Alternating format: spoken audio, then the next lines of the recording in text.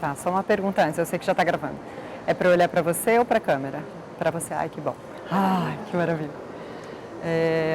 Bom, eu sou Paula Scamparini, sou artista visual, multimídia talvez, e professora na Escola de Belas Artes, professora do curso de escultura, artes visuais e escultura, e faço muitas coisas.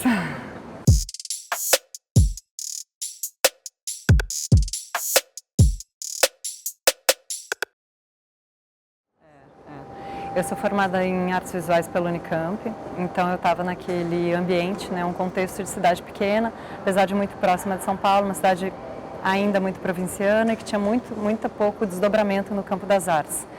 Eu já como graduanda fazia pesquisa, então fazia pesquisa em São Paulo, em Salvador, né, em alguns lugares que me interessavam e no Rio.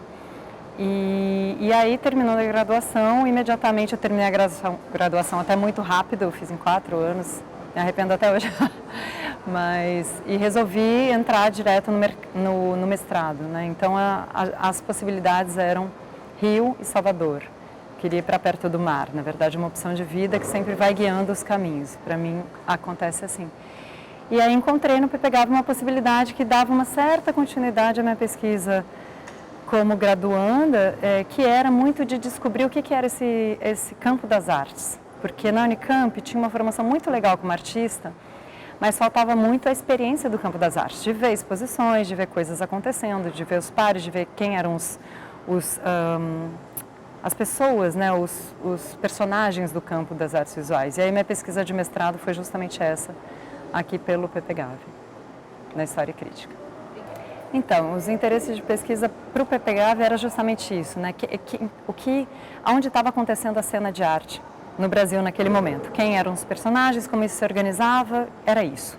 Então eu já tinha uma relação com o Museu UMAN, né? UMAN da Bahia, então eu tinha muita pesquisa sendo feita ali durante a graduação e comecei o mestrado com isso, assim, era o salão que chamava mais atenção naquele momento. Então eu comecei ali conversando muito com o Heitor Reis, que era o diretor na época, e que justamente foi quem me disse, olha, no Rio você pode até virar carioca, mas na Bahia você vai sempre ser a paulista, né? Então assim, eu tinha essa possibilidade de Bahia ou Rio, e aí acabei escolhendo o PPGAV pelo tamanho da cidade, por ver que tinha muitas coisas acontecendo aqui, olhar o cenário um pouquinho, apesar da minha grande ingenuidade naquele momento como estudante. Tá, eu acho que eu não falei da passagem para poéticas interdisciplinares, né? Eu tive um espaço entre as duas, entre o mestrado e o doutorado. Eu já trabalhava com direção de arte desde a Unicamp, então desde a graduação. Eu trabalhei com direção de arte durante 10 anos. Comecei com teatro, na Unicamp com grupos internos, né? Grupos de estudantes, de formandos e tal, e passei a trabalhar no mercado. E no Rio continuei. Então eu termino o mestrado já, né, nessa continuidade de trabalho profissional como diretora de arte e tenho ali uns 2 ou 3 anos, ou até 4, não me lembro exatamente, entre o mestrado e o doutorado. Só que esse trabalho de direção de arte começa a tomar absolutamente a minha vida. E aí, em determinado momento, eu percebo, puxa, se eu continuar assim, eu nunca mais vou conseguir desenvolver o meu trabalho de artista, porque daí eu começo a ver um gap de tempo mesmo entre as últimas produções, né, e aí foi essa decisão. Então eu diria que no auge da minha carreira de diretora de arte, né, aquele momento que finalmente todas as produtoras estão te chamando, está fazendo filme, não sei o quê, porque é difícil a entrada no mercado do Rio para uma paulista, não conhecia ninguém, nunca consegui fazer teatro no Rio, por exemplo, consegui publicidade, cinema, série e TV. E aí, nesse momento, eu falo, não, eu tenho que voltar para a universidade para retomar a minha prática artística. E foi essa a decisão. Então, até por isso, né, e o desejo da prática, já não da teoria, nesse momento, eu retorno para cá, né, que já era então, assim, depois de um distanciamento, um lugar familiar, de alguma maneira, né, então eu sabia que a universidade tinha capacidade de me absorver, pesquisei as linhas de pesquisa, encontrei, né, quem poderia me orientar e fiz essa escolha pelo Poéticas Interdisciplinares. Então, a importância do doutorado para a minha prática artística foi definitiva. Na verdade, um divisor de águas mesmo, daquele momento que eu começo a dizer, não faço mais direção de arte para quem me chamava. Então, foi uma seleção de tempo na vida. Olha, esse tempo, então, vai ser para a minha prática artística e para a minha pesquisa de doutorado, que caminharam absolutamente juntas. Então, no doutorado, eu começo a investigar como que eu vou voltar para a prática artística, então, eu entendo como um retorno mesmo. começo a trabalhar com papel, que eu nunca tinha trabalhado com escrita e tal, não, né, eu estava com a fotografia antes, muito forte. E aí o doutorado me permite mesmo construir esse retorno para o campo das artes. Eu acho que a minha pesquisa, ela fala justamente, né, de doutorado, ela fala justamente, eu construo um conceito, autopaisagem, que se denominou, né, no final e tal, mas que justamente foi um conceito dispositivo para a minha prática artística, ponto. Né? Então ali o doutorado me serviu absolutamente, eu não teria feito sem o doutorado. Fundamental. Né? As minhas imagens têm um olhar, eu costumo dizer que eu tenho um olhar cinematográfico, porque eu fui formada por isso. Ainda antes, eu acho, até de estudar artes visuais, minhas referências eram literatura e cinema. Eu nunca tive essa presença de artes visuais na minha vida. Formação de criança, de adolescente, né? Então começo a ter contato com as artes visuais mesmo já dentro da universidade, que era uma das opções, a outra era cinema. E teve um professor muito importante que é até carioca, Gastão Manuel Henrique, que me disse uma vez na Unicamp: não deixa o curso de artes visuais para lá, não vai fazer cinema, você vai ser uma cineasta muito melhor depois de terminar aqui, né? Então tem essa... Então sempre teve essa familiaridade, as referências cinematográficas continuam até hoje, e depois essa experiência, né, de 10 anos olhando cena, montando cena, direção de arte, você está criando mundos. Isso é o grande tesão da coisa, né? Na verdade, você imagina uma coisa e você realiza a coisa. Isso é um barato. Por isso que as pessoas passam a vida inteira fazendo isso, mesmo que seja um trabalho super exaustivo, no sentido de tempo de dedicação e tal, porque é muito bacana. Mas, então isso está nas minhas imagens, eu produzo minhas imagens. Eu não sou mesmo em fotografia, onde é mais visível essa visão cinematográfica da coisa, eu não sou aquela fotógrafa que capto coisas, né? Eu monto coisas, eu formulo coisas. Então isso é muito do lugar da ficção, do lugar do cinema. Como estudante eu não sei, assim, eu vi que minha passagem, né, pelo mestrado foi muito uma perda da inocência, uma perda da ingenuidade mesmo, um ganho de alguma maturidade como pessoa e como artista, principalmente. E do doutorado, eu lembro de cenas, eu lembro de falas, né? Eu lembro de uma orientação que eu tive que falava assim: você vai lendo, mas você vai lendo assim. E de repente, isso às vezes eu cito em aula, né? Eu falo, a pessoa vai passando por aquilo, que é um pouco como artista se alimenta das coisas. A gente tem essa grande liberdade de se alimentar de coisas, de contextos, de pessoas, de acontecimentos, de notícias, de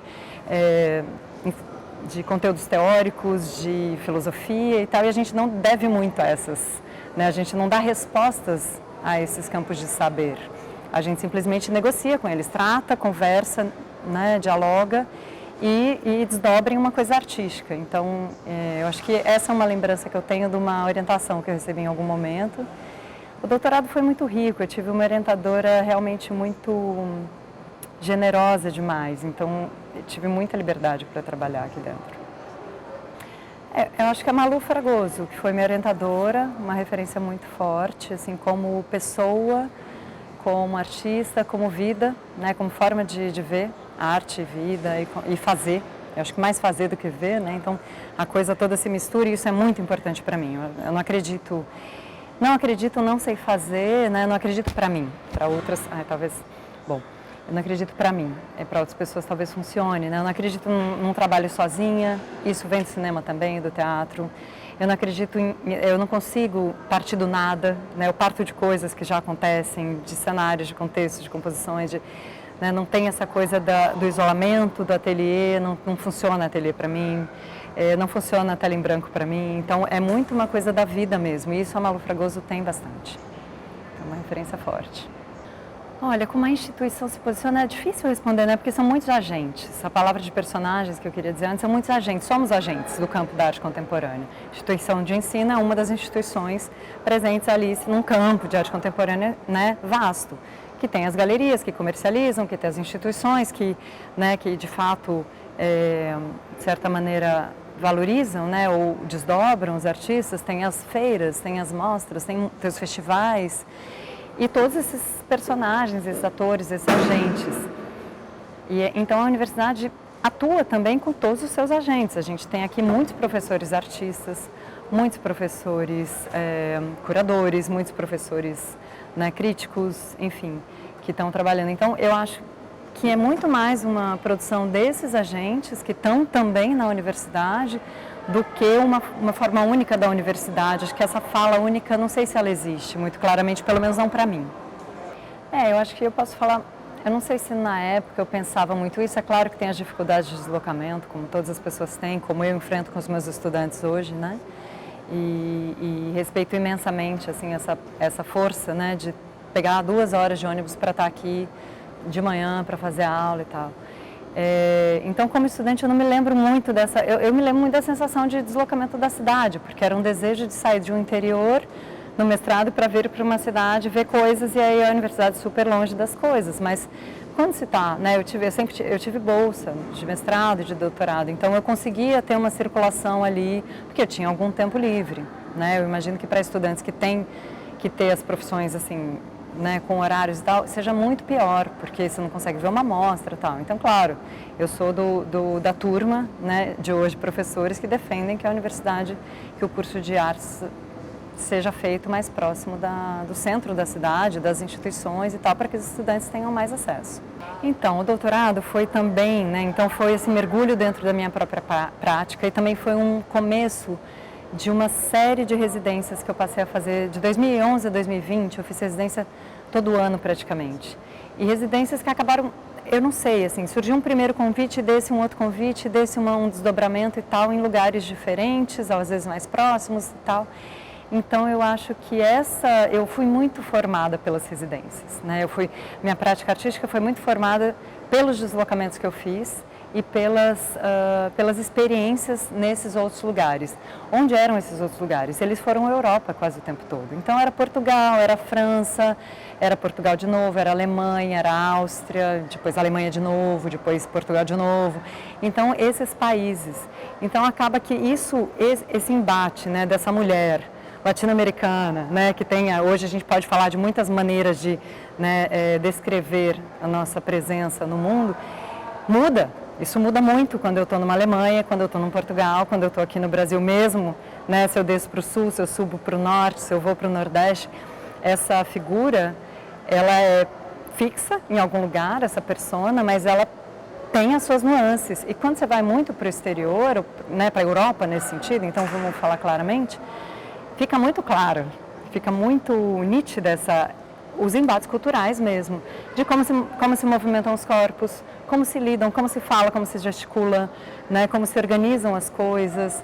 Então, isso tudo é muito definidor do meu trabalho. Então, eu posso dizer que, não sei se na primeira residência que foi em Portugal, isso é menos claro para mim, porque foi mais objetual e tal, mas a partir de então, as residências esses lugares definiram os meus trabalhos, as minhas produções. Eu posso dizer que nesse período todo as produções mais fortes ou mais potentes foram feitas fora de casa, fora desse ateliê, porque para mim ateliê é o mundo.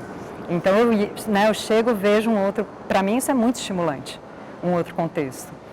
Eu costumo dizer para os meus alunos que você como artista, você vai formulando um terreiro que é cheio de coisas, que são as coisas que você se interessa, as coisas que você quer falar sobre elas, que você tem de problema, né, aquelas pulgas atrás da orelha, aquelas coisas e tal. E todas essas coisas você carrega, que nem uma saia, e vai. Para onde quer que você vá, alguma daquelas coisas vai ser estimulada e vai ter uma interlocução. Então isso se torna um hábito, né? Então sair, mudar de contexto e tal. E aí quando chega uma exposição no Rio de Janeiro, depois de algumas coisas fora, sequencialmente, eu faço uma residência no Rio de Janeiro, Copacabana, então vamos para Copacabana. Daí faço um trabalho sobre Copacabana, com as pessoas de Copacabana, com rádio aberta, né? Fiz uma rádio pirata lá, que pegou em Copacabana, né? Janelas das pessoas de Copacabana, sabe? Então, eu fiquei com essa formação. Então, minha formação complementar foram as residências, só para fechar a pergunta. Tá, então, até sobre essa coisa formativa, eu tive em alguns momentos no doutorado vontade de fazer um pós-doc. E eu percebi que era isso. Eu falei, não, mas eu não quero ficar 1 ano em um país. Eu quero ficar vários meses em vários países, né? Eu percebi isso muito claramente em algum momento e desisti, né? Isso é depois, né, o pós-doc. Mas mesmo o doutorado, eu quis fazer o sanduíche. E eu saquei que não ia ser isso que ia, sabe, não era bem isso que eu queria. Não queria ser tão fixada, né, num único lugar. E fui nessa formação. Sobre as residências, acho que todas têm coisas marcantes, assim. Teve uma que, a primeira foi muito marcante, que foi uma sugestão de um artista aqui do Rio, do Pedro Varela, que eu fazia um ateliê junto com a Brígida Baltar, aos trancos e barrancos, trabalhando com cinema que nem uma louca. E o Pedro falou, Paula, eu acho que essa residência tem a sua cara. Ele mal me conhecia, eu ia lá, eu tinha muito essa ideia da produtora, eu estava naquela coisa de direção de arte e tal. E aí mandou a Bienal de Cerveira, que é uma Bienal em Portugal, lá no topo, divisa com a Espanha, assim, do outro lado do rio, você atravessa uma ponte andando, é Espanha, é Galícia, né? E ali, acho que foi bastante importante, porque dali, acho que não tanto, a produção dali foi importante, mas as relações, as pessoas que eu conhecia ali. Esse ano eu fiz uma exposição nas Ilhas Canárias, que foi a maior que eu fiz, então um museu grande, um andar inteiro, e foi um curador que eu conheci nessa primeira Bienal, Orlando Brito Ginório, que é um canário, um espanhol e tal. Ou seja, demorou esse tempo todo, mas teve esse desdobramento muito significativo. Eu me relacionei muito com ele durante a Casa d'Aros aqui, porque ele era um dos curadores convidados e tal. O Lourenço Igreja, que me convidou para o Carpe Diem em Portugal, também estava nessa Bienal, conheci também nessa ocasião. Fátima Lambert, que me convidou também para o Porto, para o Museu Legal, que é um museu, como um museu nacional da cidade, que eu fiz uma intervenção, um trabalho de uma sala e mais umas intervenções também surgiram dessa residência. Então teve essa que desdobrou bastante em pessoas, em coisas.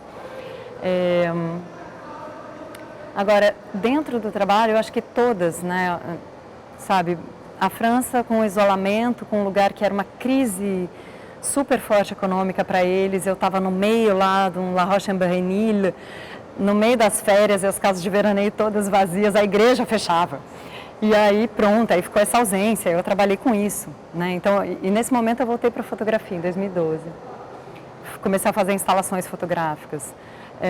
Portugal, claro, só podia trabalhar a questão da colonização, não poderia, né? Não, era assim, chegou o convite de Portugal de novo, eu falei, bicho, não tem como eu não falar dessa relação. Eu tenho uma sala num museu, né, num centro cultural que era a casa do Marquês de Pombal, né? Então, como que eu não vou falar disso, com aqueles azulejos e tal? Foi muito marcante também, até essa que foi revisitada para o Porto depois. Então, na Alemanha teve um lugar de calar as palavras, eu estava trabalhando muito com as palavras, chegava lá, era tudo muito cerceado, tudo muito difícil para mim, sabe? Uma coisa cultural mesmo, né? Então, uma adaptação cultural que fez com que eu parasse com as palavras e trabalhasse com papel preto. E o cenário super... teve isso também. Os corpos que surgiram nos meus trabalhos, que hoje estão muito presentes, que são os corpos femininos nus, surgiram nessa residência em Munique pela monumentalidade da cidade. Não era possível intervir ali se eu não tivesse uma base. O corpo foi a base naquele momento. Então então beleza, precisamos levantar isso aqui, faz o corpo como base. E depois eu fui pensar que corpo era esse, por que ele estava nu, por que ele começa vestido de preto, por que ele depois vira nu, isso num período de uma residência, né, 2 meses e tal. Então é sempre muito intenso, assim, muito, enfim, e por aí segue. Pergunta difícil, né? Não sei se a instituição soube. Eu fiz essa pesquisa no mestrado, então, né, era a pesquisa que eu fiz, se tornou, assim, circuito, eu nem lembro... Essa parte tem que cortar. Enfim, minha pesquisa final, ela começa com o museu, com o Manda Bahia, porque era aquele salão da Bahia, tal, que tinha aqueles catálogos lindos, aquelas coisas e tal, né? E era o evento que todo mundo queria fazer parte naquele momento. Mas depois eu percebo que não, que o Salão da Bahia estava naquele momento, daquele jeito, mas que tinha toda uma história do circuito de artes. Então isso foi a minha pesquisa.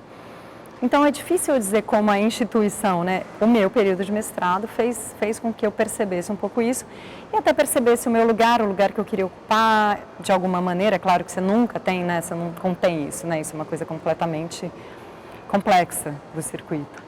E no doutorado acho que foi muito esse mergulho para a prática artística, não foi muito olhar para fora não. Teve uma exposição que foi legal, foi gostosa de participar, que foi já pelo PPGAV, que foi no Eleutsica. Então foi né, eu estava ainda, deve ter sido 2013 e tal, então tem uma pertença, né, tem uma pertença que se acomoda quando você participa de coletivas, tem uma coisa, então a universidade tem capacidade de fazer isso. né, de fazer e que é uma coisa que eu faço hoje como professora, né, como docente, fazer as relações institucionais com lugares fora daqui também, ou internos, né, enfim, depende das circunstâncias, e possibilitar os estudantes mostrar e ter interlocução mesmo com um público mais extenso, né, porque aqui a gente tem um público super crítico, super complexo, super engajado e tal, mas é muito interno, né, todos são acadêmicos, aqui é muito difícil trazer pessoas de fora. Então, eu me lembro dessa exposição que foi bem legal para eu conhecer pares que eu não conhecia, e por essa interlocução dentro do meu país com uma coletiva, né, no centro da cidade e tal, ainda como pós-graduando. Do doutorado, olha, esse retorno extremamente marcante para o doutorado, né, então o retorno da direção de arte, eu volto a escrever e eu começo a fazer uns rolinhos, como umas que viram, né, eu escrevo, depois eu digito aquilo, depois eu transformo, né, eu edito no computador e saem essas tripas, né? E depois eu corto. Aí eu fico lá cortando. Uma vez me perguntaram sobre isso no doutorado. Mas eu queria saber, o Guto Nóbrega me perguntou, mas eu queria saber daquele momento que você fica lá cortando, porque eu fico noites cortando aqueles papéis, né? E passando, depois de fazer as instalações, porque é massa, então depois eu passava. Então eu lembro disso, assim, que ainda foi com orientação do Murad, do Carlos Alberto Murad, que também foi bem importante para mim pela doçura, pela forma muito livre de lidar com o campo das artes. Então, essa coisa da escrita, e depois eu acho que interno isso. Eu tive uma experiência muito importante interna, já como professora, que foi um trabalho em grande escala, que eu precisava de companhia, eu precisava de técnicos, eu precisava, né, de muita coisa, e eu desenvolvi aqui no Ateliê de Escultura com a Adelson um trabalho em cimento, e com o pessoal da FAO, do Ateliê de Materiais, do Laboratório de Materiais. Então, assim, também trazendo um pouco dessa generosidade da universidade que eu costumo chamar a atenção, né? A gente tem um ambiente que tem gente trabalhando com tudo que é coisa. Então, não é possível que a gente não possa acessar esses lugares. Isso é super rico e super marcante. Então, eu fiz essa peça que era um colchão de cimento leve. É super importante. É aqui que o estudante vai tramando isso que eu chamo de terreiro. É aqui que o estudante vai percebendo seus interesses, vai podendo experimentar práticas, né, de uma forma livre, de uma forma descompromissada, né, no sentido de não ter que imediatamente mostrar aquilo e tal. É aqui que o estudante se forma. Então, se forma tanto em relação à matéria, né, meu curso é muito de matéria, escultura, e se forma nesse sentido, de encontrar os seus próprios interesses, porque não está fora, está dentro, né? E de conversar. A gente está o tempo todo falando, né, de contexto, se posicionando politicamente de alguma maneira, né, dessa micropolítica, dessa, enfim. Eu trabalho muito isso com o meu grupo de estudos, né, que se chama Arte e Ecologias, e na verdade a gente está muito mais falando de ecologia humana, de como que a gente está no mundo, por que a gente está assim no mundo, né? Por que a gente vive assim, por que a gente... Enfim, tudo isso é a formação, não só como artista, mas é a formação como pessoa. Eu acho que a universidade forma a pessoa como pessoa. Eu tenho essa sensação em relação à Unicamp. Eu me formei como pessoa ali. Então, eu tenho esse grupo de pesquisa chamado GAI, então é Grupo de Pesquisa Arte e Ecologias, que ele começa num período que eu dei aula por 2 anos e meio em Juiz de Fora. Foi muito gratificante, a UFJF foi muito feliz, assim, esse encontro. Foi imediatamente após a defesa de doutorado, eu entro logo como professora fixa ali. E ali eu formulo esse grupo de estudos. E ali, pelo contexto,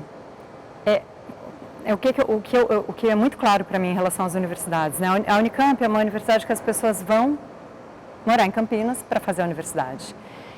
A UFJF também. As pessoas saem de outros lugares, os estudantes do Brasil inteiro, para morar ali. O Rio tem também, mas ele é muito carioca. E ele é muito grande.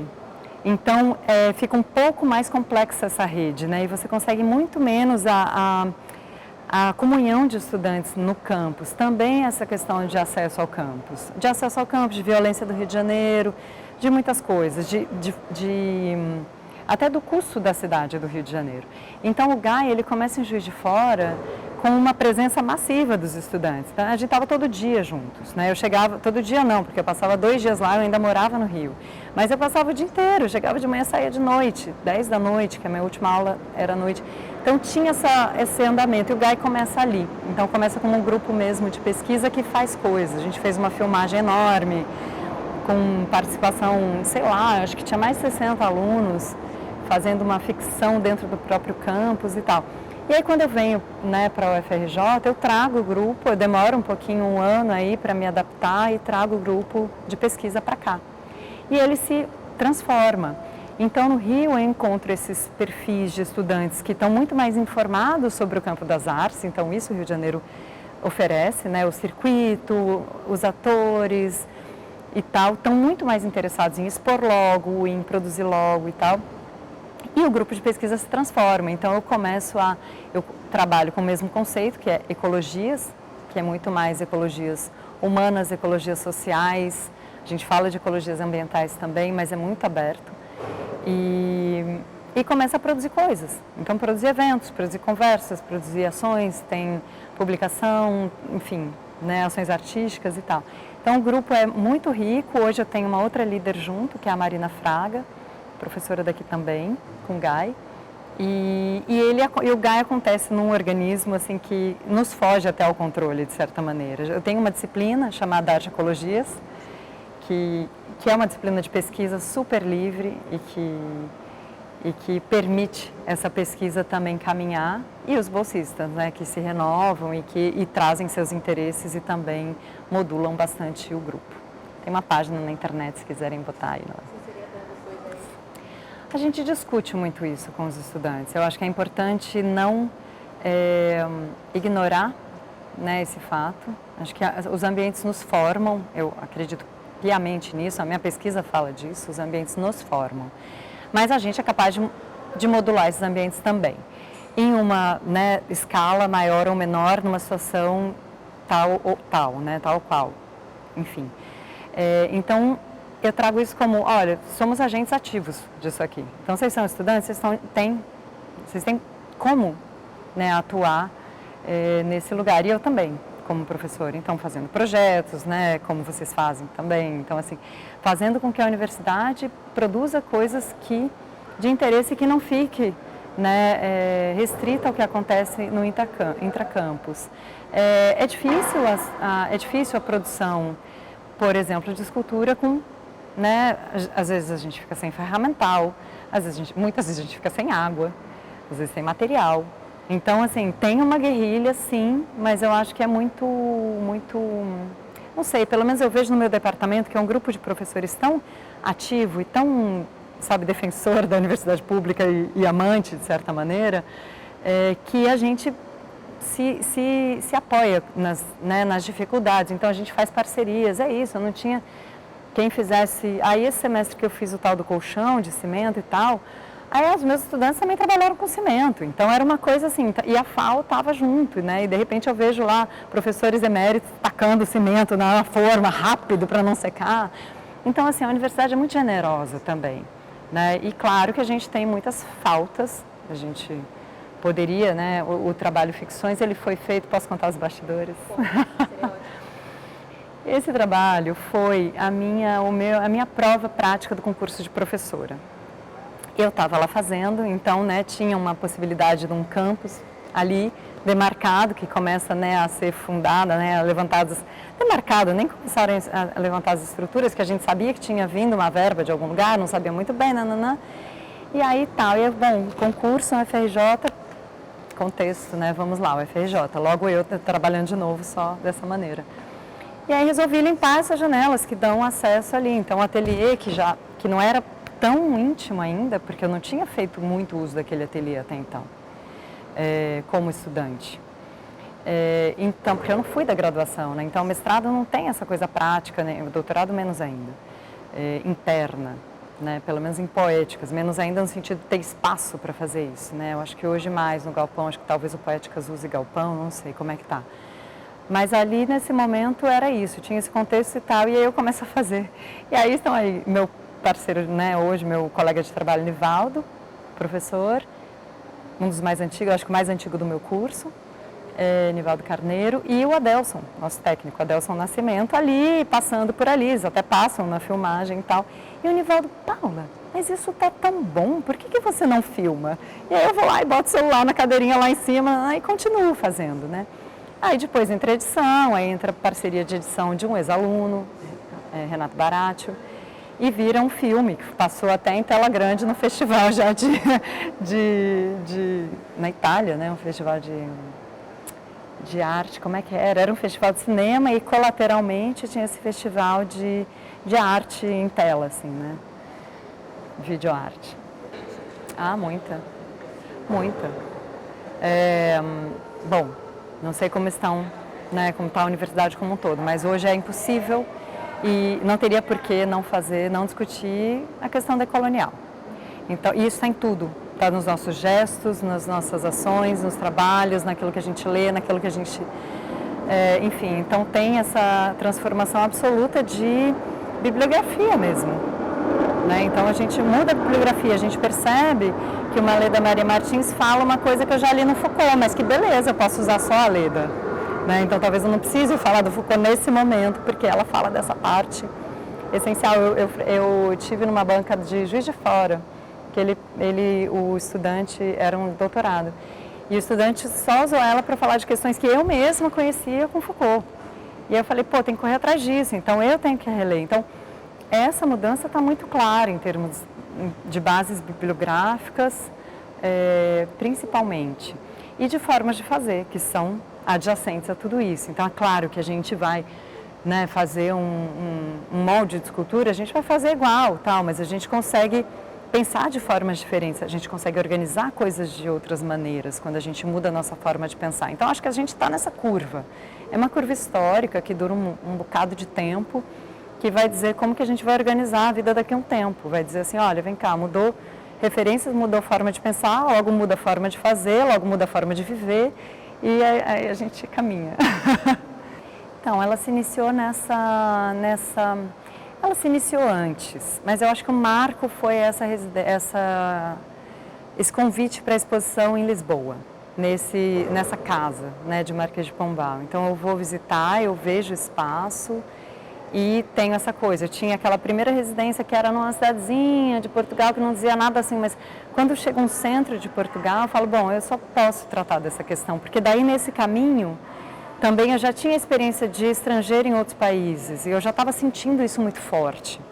Então é a vida mesmo, foi a minha experiência nesses lugares que falou, poxa, você precisa, né, tratar dessa relação.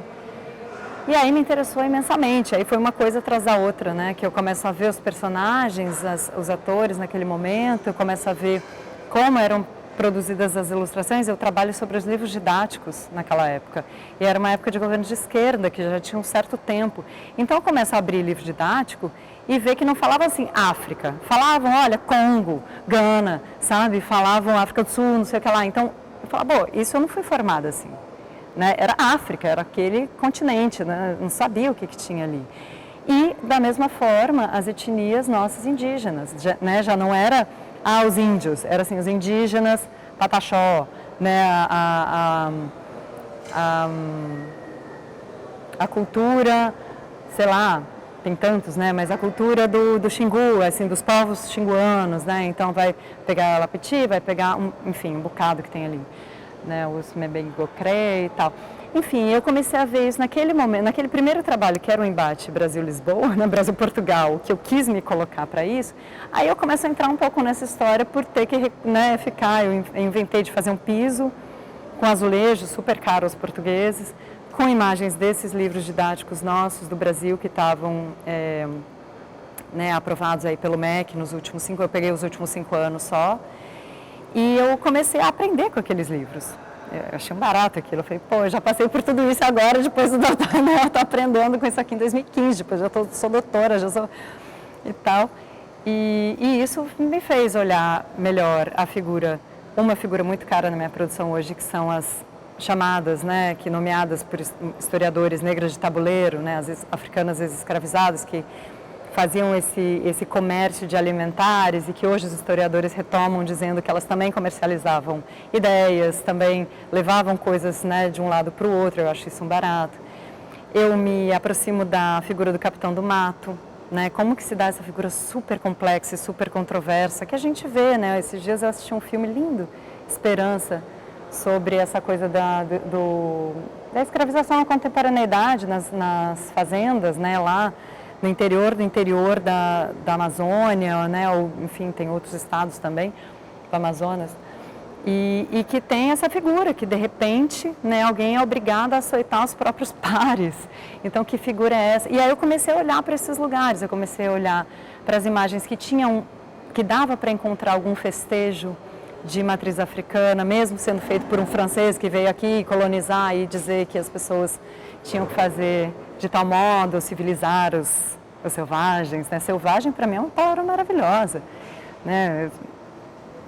Graças a Deus, temos capacidade de ter alguma selvageria, mesmo com essa civilização toda nos oprimindo. Então, e aí eu comecei, esse trabalho me fez resgatar muitas dessas figuras com as quais eu venho trabalhando. Sabe como eu faço?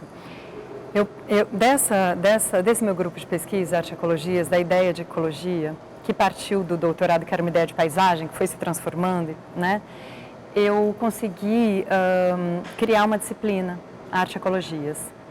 Isso responde tanto às necessidades do curso para o MEC, de falar de meio ambiente, de ter essa pauta, quanto à necessidade de estar em pesquisa, a minha necessidade como professora, como pesquisadora, de estar em pesquisa formal e bibliográfica.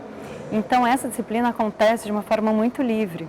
Os estudantes se associam a ela, é uma optativa, não é obrigatória e tal, mas tem tido muita procura.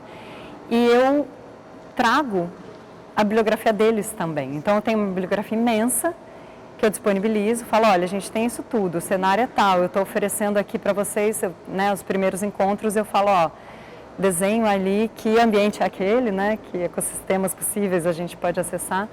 E muitas vezes as bibliografias novas partem dos próprios estudantes. Então, isso renova os meus próprios interesses como pesquisadora e como artista e possibilita essa interlocução muito viva com a coisa fresca que é a universidade. A universidade também faz isso, ela é generosa para o estudante, mas ela também é generosa para o professor. Então, as coisas acontecem, é inexplicável, né? Eu trabalho com aquilo que naquele momento eu preciso. Então, se eu preciso fazer uma instalação se eu quero fazer uma instalação com terra, eu vou aprender a fazer com terra. Se eu quero fazer com areia, eu vou aprender a fazer molde para dar certo com areia. Eu vou fazer vacuumforme, porque eu nunca tinha feito.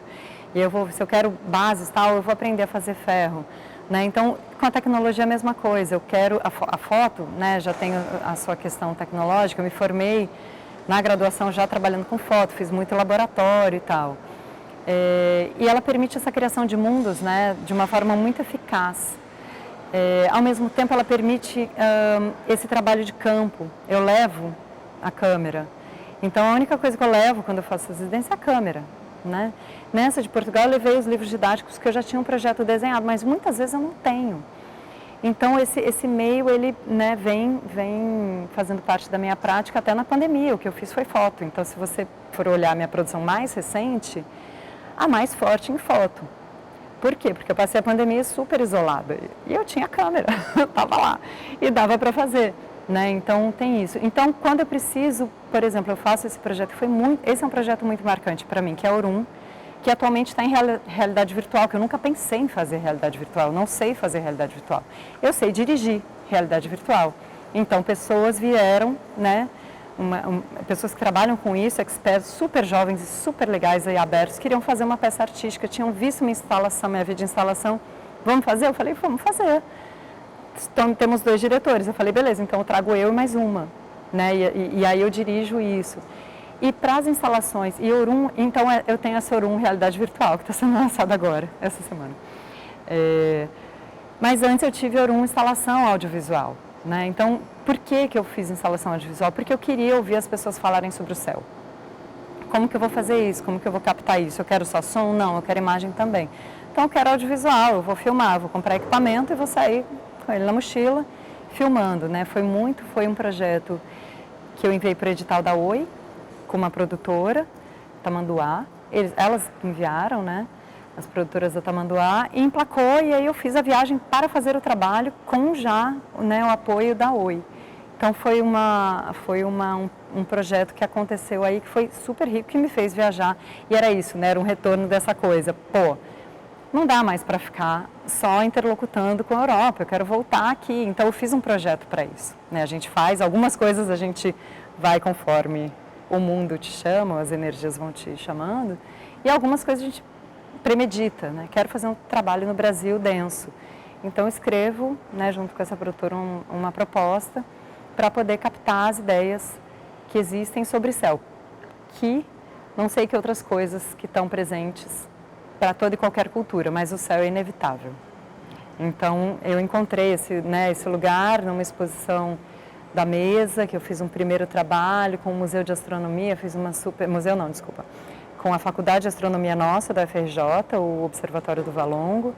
E daí eu, né, fiquei com muita vontade de entrar mais nesse universo do céu, assim, né? E isso diz muito sobre a gente, né? Falar sobre o céu diz muito sobre você, porque essa relação é inevitável, ele está aí, mas ele está mais presente ou na memória, ou no dia a dia, e isso é muito claro. Então eu viajo, né, pelo Brasil captando essas falas. E a tecnologia tem que acontecer.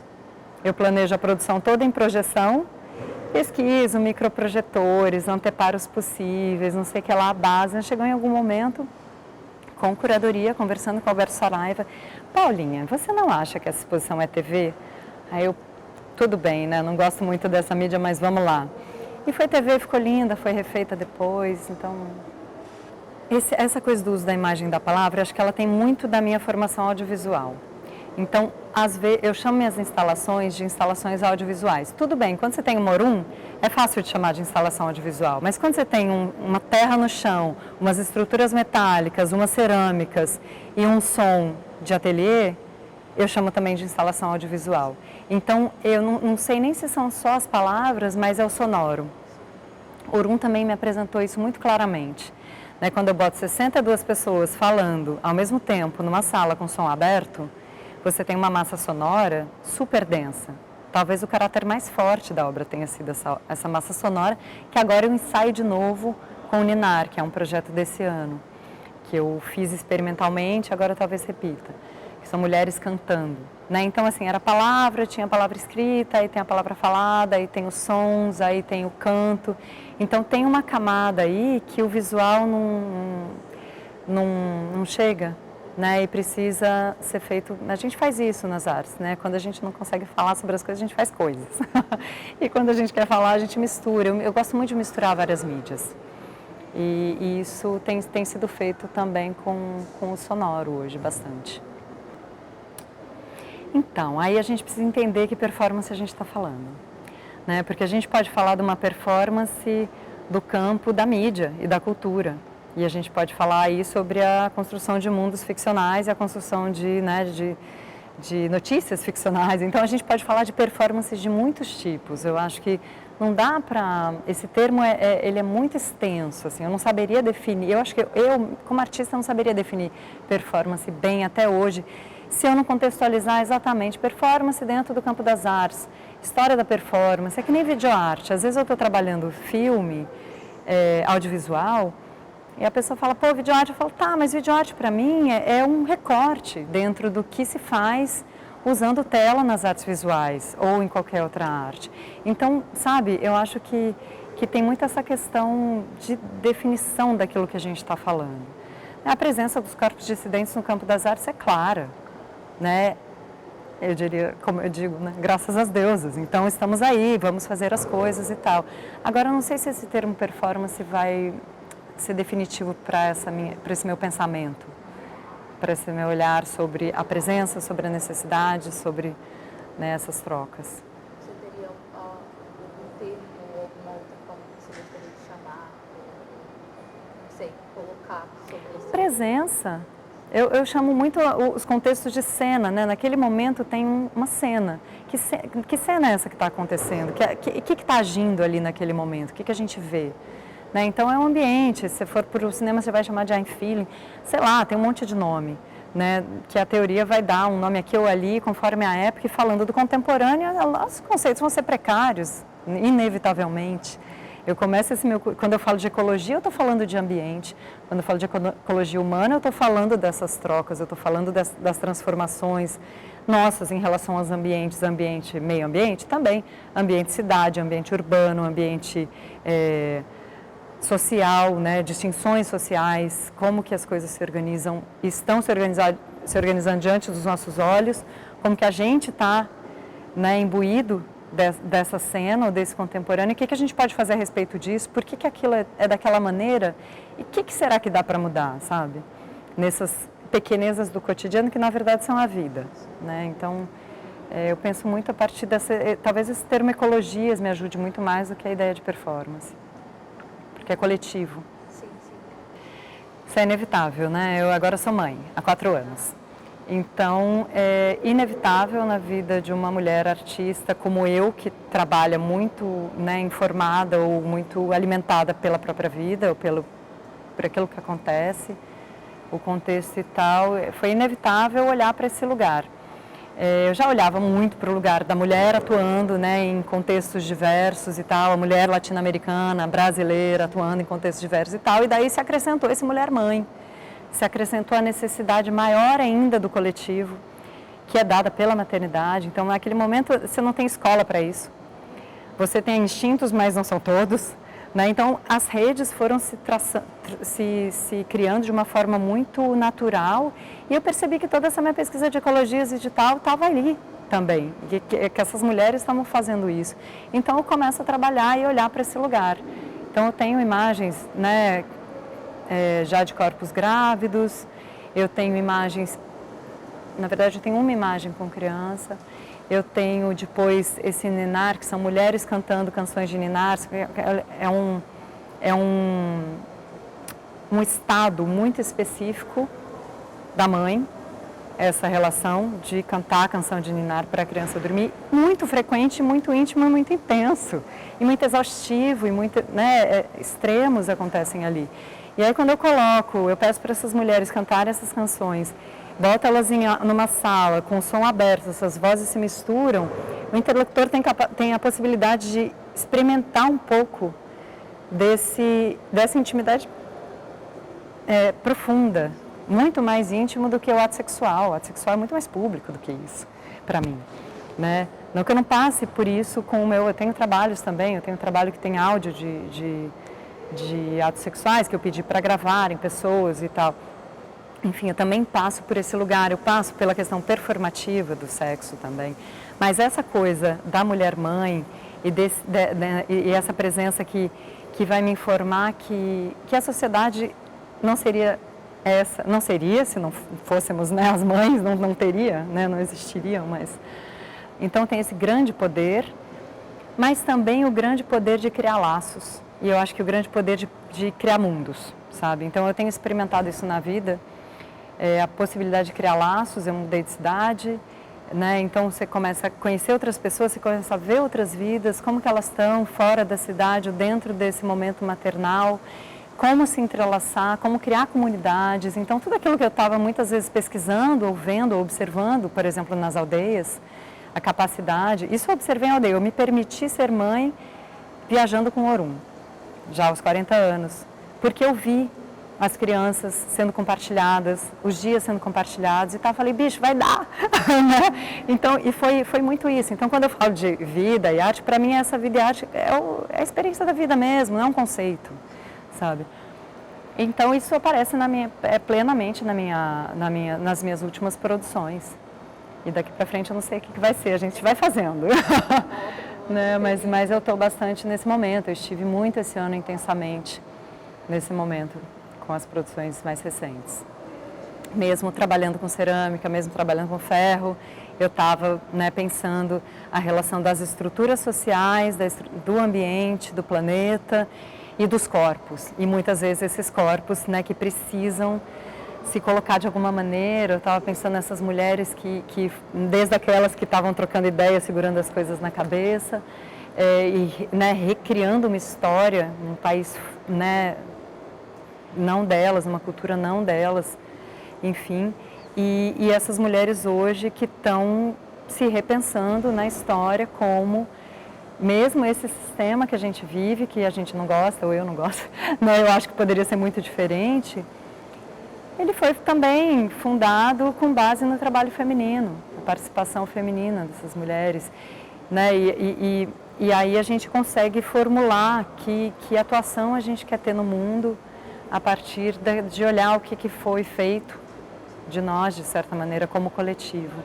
E as mães também, mesma coisa, né? Que lugar que são colocados ou foram. Então você vai me ver brigando por coisas muito triviais para que as estudantes mães possam vir para cá, né? Por exemplo. Sim, então dois pontos delicadíssimos. Eu acho que a questão da maternidade é até menos delicada. Eu não sei porque eu fiquei mais forte com ela. Talvez eu encare a maternidade com mais... ou esse lugar da artista que é mãe também. Então eu vou dizer para quem me convida para a exposição, olha só, vai pagar passagem para eu levar meu filho, vai ter, né? Como que vai ser esse trabalho? Eu contrato assistente mãe e eu respeito aquele dia que estava um melhor dia para fotografar, sem vento, maré baixa, não sei o que lá, mas a minha assistente não tinha com quem deixar o filho dela, beleza, aquele dia eu não vou fotografar. Né? Então eu acho que é muito de um posicionamento. Eu tenho bolsa, eu vou olhar para isso, eu vou olhar para as mulheres que estão ali, eu vou olhar para a condição dessas mulheres que estão ali. Então eu acho que é um posicionamento político que ficou mais claro do que nunca, eu já tinha esse posicionamento. Mas como você falou, muda tudo, suas perspectivas mudam completamente depois da maternidade. Então aquela Paula super workaholic e tal, continua workaholic, eu sei fazer isso muito bem. Só que as minhas prioridades são outras, então se é isso, eu consigo fazer uma exposição em um mês, uma exposição de 5 salas em 3 meses, que era para ser 2 anos atrás, teve a pandemia, não sei o que lá, de repente ela surge em 3 meses fora do país. Consigo, mas quais são as condições? As condições vão ser dadas pela minha maternidade. E o trabalho vai respeitar tudo isso. Eu acho que muito mais o respeito o circuito de arte, ele não vai respeitar isso. Na verdade, quem tem que impor esse respeito é quem está nessa posição, não é quem tem que, mas quem vai precisar se colocar nessa posição. Tem uma fala que agora eu não vou lembrar se é a primeira-ministra alemã ou quem foi que falou, né, que ela termina uma reunião super importante porque fala, olha, desculpa, agora está na hora de botar minha filha para dormir. Então esse é o posicionamento, e isso eu cobro de mim, e eu cobro das minhas pares, eu falo é isso. Outro posicionamento, fazer comunidade, é isso, eu vou olhar para as mulheres que estão ao meu redor e eu vou respeitar absolutamente as necessidades das que são mulheres mães. Né? Não só das mulheres, mas das que são mães, porque tem outras necessidades, tem outros tempos, tem outras prioridades que são impensáveis para quem não é. Então tem ali, e esse elo se torna muito forte, muito definitivo. O circuito da arte não está pronto para isso. Existem muitas mulheres no circuito de arte, mães também, que estão olhando para isso aos pouquinhos. Né? Então eu posso fazer uma comparação talvez no circuito da arte. Eu vejo, por exemplo, um posicionamento muito bonito na pesquisa do curador Marcelo Campos. Ele tem uma pesquisa, ele tem uma finalidade, ele tem um posicionamento, ele faz. É muito claro para qualquer um que olha o trabalho dele. Então a gente precisa de mulheres curadoras, mães que façam isso. Façam, bicho, beleza, eu posso expor, né, isso que é muito legal, mas será que não tem também artistas, mulheres, mães que estão por aí fazendo trabalhos muito legais também que eu posso expor? Então, esse mesmo olhar para corpos dissidentes, ele também pode ir para esse lugar dessas que nunca foi, né, exaltado, que nunca foi valorizado, que nunca foi, né, a gente já sabe disso. Então, muitas vezes parece que a mulher, eu acho que até para mim antes de ser mãe, parecia que a mulher, mãe, beleza, então tá fora, tá em outra. Né? Você tá em outra, mas você tá talvez numa outra muito mais interessante, muito mais, né, muito mais respeitosa, muito mais madura, e muito mais com bastante mais sabedoria. Então, acho que o circuito da arte, aí eu chamo um pouco a atenção, sabe, para isso, porque tem isso, né? Então, tem os grupos, tem os interesses, tem os projetos, então vamos fazer projeto para isso também, sabe? Eu fui muito respeitada nas últimas exposições que eu fiz. Na última, no México, a curadora, as 2 curadoras eram mulheres mães e, sabe, foi uma fluidez super legal. Nas Canárias eu também tinha mulheres importantes na equipe, minha equipe de Búzios também muito importante, só de mulher, só de mulher mãe. E isso, enfrentando o que dava, sabe? O que, né? E aí vai fazer da vida aquilo que dá. Então acho que é bastante isso. Precisamos dessa bandeira. Respondi? Tá.